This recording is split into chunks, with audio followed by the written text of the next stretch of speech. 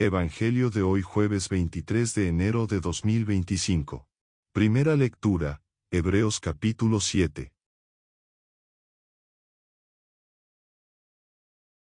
Hermanos, durante la antigua alianza hubo muchos sacerdotes, porque la muerte les impedía permanecer en su oficio. En cambio, Jesucristo tiene un sacerdocio eterno, porque Él permanece para siempre. De ahí que sea capaz de salvar, para siempre, a los que por su medio se acercan a Dios, ya que vive eternamente para interceder por nosotros. Ciertamente que un sumo sacerdote como este era el que nos convenía, santo, inocente, inmaculado, separado de los pecadores y elevado por encima de los cielos, que no necesita, como los demás sacerdotes, ofrecer diariamente víctimas, primero por sus pecados y después por los del pueblo, porque esto lo hizo de una vez para siempre, ofreciéndose a sí mismo. Porque los sacerdotes constituidos por la ley eran hombres llenos de fragilidades, pero el sacerdote constituido por las palabras del juramento posterior a la ley, es el Hijo eternamente perfecto. Ahora bien, lo más importante de lo que estamos diciendo es que tenemos en Jesús a un sumo sacerdote tan excelente, que está sentado a la derecha del trono de Dios en el cielo, como ministro del santuario y del verdadero tabernáculo, levantado por el Señor y no por los hombres. Todo sumo sacerdote es nombrado para que ofrezca dones y sacrificios, por eso era también indispensable que él tuviera algo que ofrecer. Si él se hubiera quedado en la tierra, ni siquiera sería sacerdote, habiendo ya quienes ofrecieran los dones prescritos por la ley. Pero estos son ministros de un culto que es figura y sombra del culto celestial, según lo reveló Dios a Moisés, cuando le mandó que construyera el tabernáculo. Mira, le dijo, lo harás todo según el modelo que te mostré en el monte. En cambio, el ministerio de Cristo es tanto más excelente, cuanto que Él es el mediador de una mejor alianza, fundada en mejores promesas. Palabra de Dios, te alabamos Señor. Proclamación del Santo Evangelio según San Marcos capítulo 3, versículos del 7 al 12. En aquel tiempo, Jesús se retiró con sus discípulos a la orilla del mar, seguido por una muchedumbre de Galileos. Una gran multitud, procedente de Judea y Jerusalén, de Idumea y Transjordania y de la parte de Tiro y Sidón, habiendo tenido noticias de lo que Jesús hacía, se trasladó a donde él estaba. Entonces rogó Jesús a sus discípulos que le consiguieran una barca para subir en ella, porque era tanta la multitud, que estaba a punto de aplastarlo. En efecto, Jesús había curado a muchos, de manera que todos los que padecían algún mal, se le echaban encima para tocarlo. Cuando los poseídos por espíritus inmundos lo veían, se echaban a sus pies y gritaban, «Tú eres el Hijo de Dios». Pero Jesús les prohibía que lo manifestaran. Palabra de Dios, gloria a ti Señor Jesús. Queridos hermanos, el pasaje de hoy nos invita a reflexionar sobre la identidad de Jesús, su misión y el poder que él ejercía sobre la multitud y las fuerzas del mal. Este texto, aparentemente breve, está cargado de enseñanzas profundas que nos ayudan a entender la naturaleza del reino de Dios y la respuesta humana ante él. A través de este fragmento, vemos cómo Jesús no solo atraía multitudes, sino también cómo el reconocimiento de su divinidad se manifestaba de manera sorprendente y a menudo oculta. En los primeros versículos del pasaje 7 y 8 se describe a Jesús retirándose con sus discípulos hacia el mar, mientras una gran multitud lo sigue. Es notable que las personas vienen de diversas regiones, no solo de Galilea, sino también de Judea, Jerusalén, Idumea, y más allá, de zonas que no solo eran geográficamente distantes, sino también culturalmente diferentes. Esta gran multitud refleja el deseo profundo de las personas por encontrar esperanza y sanación. La fama de Jesús como sanador había cruzado fronteras, lo que muestra la universalidad de su mensaje y la necesidad de la humanidad de acercarse a él en busca de alivio.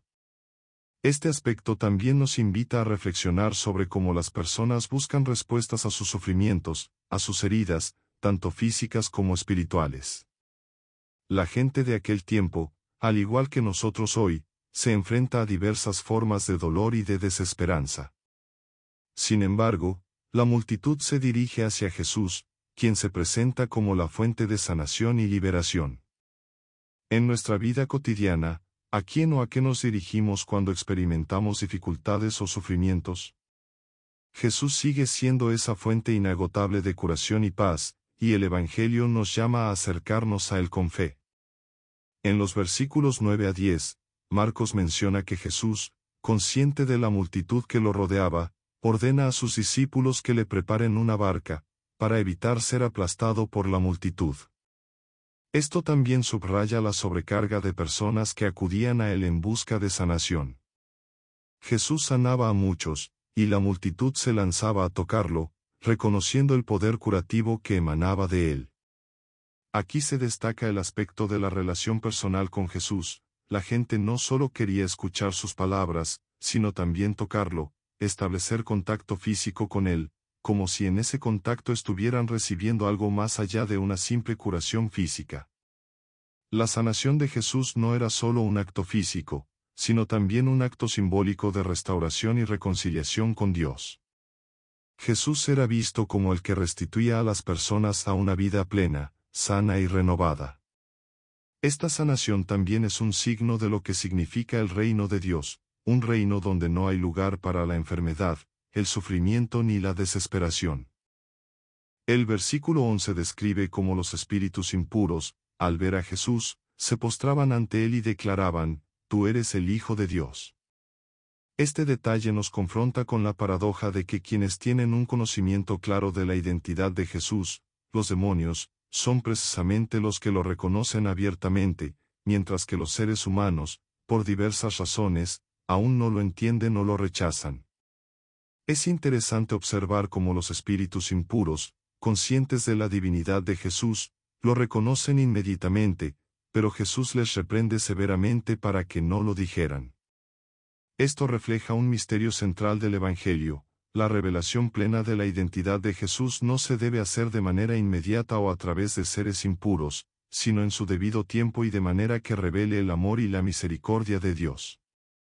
Jesús no busca que su identidad sea divulgada prematuramente, sino que desea que las personas lo reconozcan a través de sus acciones, sus enseñanzas y, sobre todo, mediante la experiencia transformadora que Él trae a sus vidas. Este pasaje nos invita a reflexionar sobre cómo respondemos ante la presencia de Jesús. La multitud que lo sigue representa a aquellos que, al ver los milagros y escuchar sus enseñanzas, se sienten atraídos hacia Él. Pero, al mismo tiempo, nos invita a preguntarnos si realmente hemos reconocido a Jesús en nuestra vida como el Salvador y el Hijo de Dios.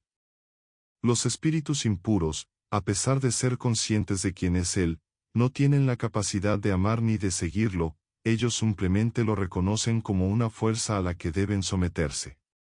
Nosotros, como seres humanos, tenemos la oportunidad no solo de reconocer a Jesús, sino también de aceptarlo y seguirlo, permitiendo que transforme nuestras vidas de manera profunda. Además, al igual que las personas de la multitud que se acercaron a Jesús en busca de sanación, también nosotros debemos acercarnos a Él con humildad y fe. La sanación que Jesús ofrece es tanto física como espiritual, y la verdadera curación solo se encuentra cuando nos entregamos a Él, confiando plenamente en su poder y amor. El pasaje de hoy es un recordatorio de la centralidad de Jesús en la vida de los creyentes y de cómo su presencia sigue siendo fuente de esperanza y sanación. Nos desafía a reconocer en Él no solo un sanador físico, sino al Hijo de Dios que vino a restaurar nuestra relación con el Padre y a darnos una vida plena. La multitud que lo seguía, los demonios que lo reconocen y las personas sanadas nos muestran diferentes respuestas ante su presencia. Hoy, al igual que aquellos que vivieron en tiempos de Jesús, tenemos la oportunidad de acercarnos a Él con fe y humildad, permitiendo que su poder transformador obre en nuestras vidas. Que Dios llene tu día de bendiciones.